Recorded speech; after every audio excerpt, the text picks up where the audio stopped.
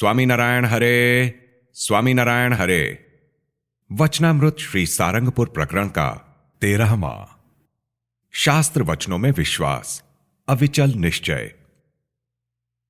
संवत 1877 में भाद्रपद शुक्ला द्वितीया 9 सितंबर 1820 को स्वामी श्री सहजानंद जी महाराज श्री सारंगपुर ग्राम स्थित जीवा खाचर के राजभवन में उत्तरी द्वार के कमरे के बरामदे में विराजमान थे।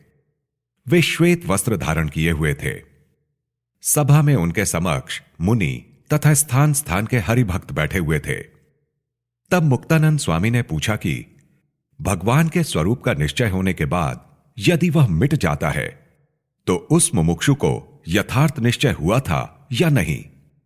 इसके उत्तर में स्वयं प्रकाशानंद स्वामी बोले कि जिसे अपनी जीवात्मा में निश्चय हुआ हो वह तो किसी भी तरह नहीं टलता।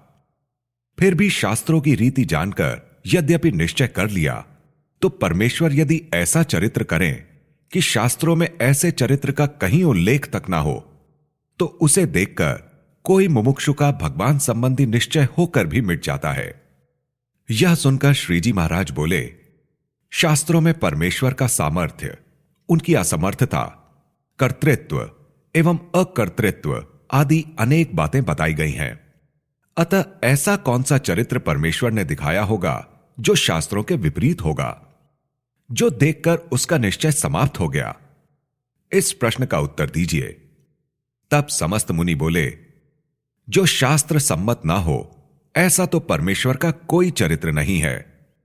इसलिए हे महाराज, अब यह बताइए कि भगवान का निश्चय होने के बाद भी क्यों मिट जाता है? तब श्रीजी महाराज ने कहा, जिसे भगवान का निश्चय होता है वह शास्त्रों के द्वारा ही होता है, क्योंकि शास्त्रों में परमेश्वर के लक्षण भी कहे होते हैं और संत के लक्षण भी लिखे होते हैं।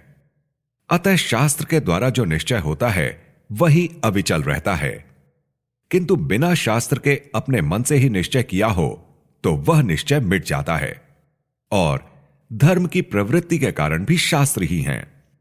जिन्होंने शास्त्रों का कभी भी श्रवण नहीं किया है ऐसे जीवों में भी माता, बहन, पुत्री और स्त्री संबंधी विवेक द्योतक धर्म की मर्यादा आज तक चली आ रही है। उसके कारण भी शास्त्र ही हैं, क्योंकि सर्वप्रथम किसी ने शास्त्रों में से ही ऐसी बात सुनी है जो परंपरा द्वारा सभी लोगों में प्रचलित हुई है। इसलिए जिसे भगवान संबंधी निश्चय होकर भी मिट जाता है उसे शास्त्र वचनों में विश्वास ही नहीं है। वह तो मनमानी बात करने वाला है और नास्तिक है।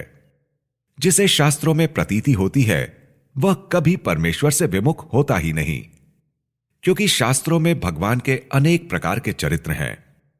अतः परमेश्वर चाहे जैसे चरित्र करें फिर भी वे शास्त्रों से विपरीत होते ही नहीं।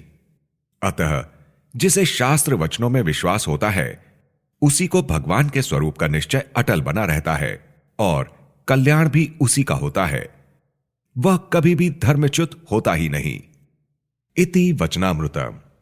इस प्रकार से श्री सारंगपुर प्रकरण का 13वां वचनामृत पूर्ण हुआ।